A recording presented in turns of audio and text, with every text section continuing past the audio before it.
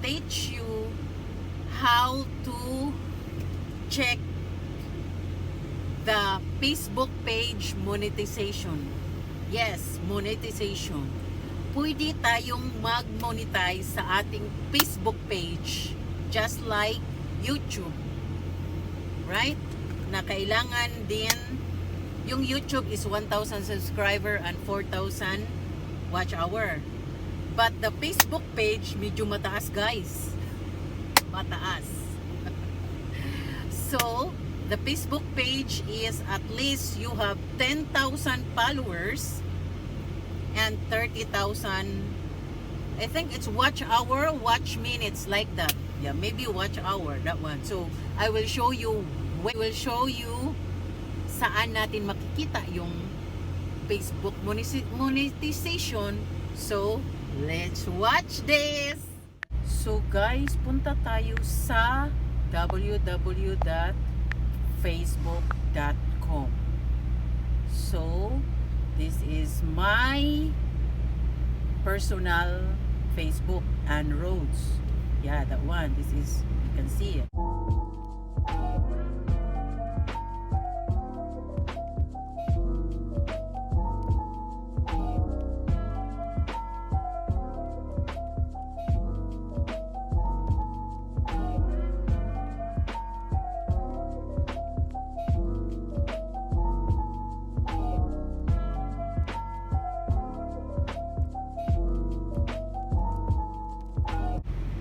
So, punta tayo sa Life on the Road Adventure Pinay Tracker. That's my page. So, makikita natin yan. Yan yung gusto kong i-monetize na Facebook ko. Yan, guys. So, yan. Yan yung mga, oh my, you know, that one. Punta tayo sa publishing tools. So yan yung parang yung lahat ng mga video ko na ina-upload just like YouTube na videos. Makikita nyo, katulad din, pwede ka rin may nakalagay diyan, gusto kang mag-premiere, mag-watch party, mag-live streaming, etc.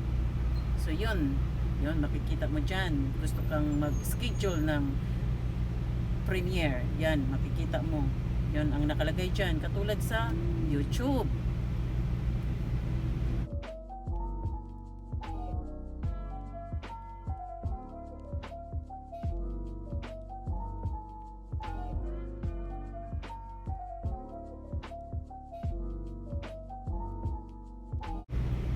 So, we're going to the Creator Studio. So, punta tayo sa monetization and makikita mo ito na ang hinahanap natin. Check natin yung Life on the Road Adventure Pinay Tracker na makikita nyo not eligible to monetize yet because di ko pa na-reach yung hinahanap na criteria nila na 10,000 followers and 30,000 watch hour. So, ayun, 12 minutes, 12% followers, 1% the, 30 watch hour, 30,000 watch hour. So, ayun. Tapos, meron din silang stars or super chat if you become a monetization. Yan, magbibigay silang star pag magbigay sila ng yung parang super chat pa. Yun.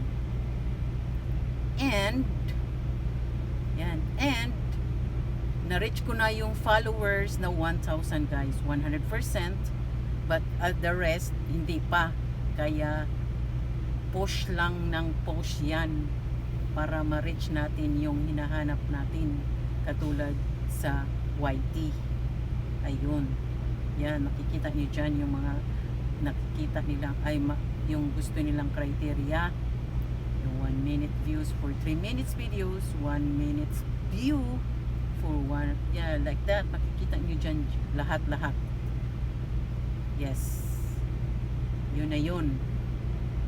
So hindi ko pa, yun lang 1,000 followers ang na-reach ko. So ito yung monetization tools na dapat nating sundin. Yeah guys, that's it. Yun na yun. Yun yung mga dapat nyong malaman about the Facebook page monetization.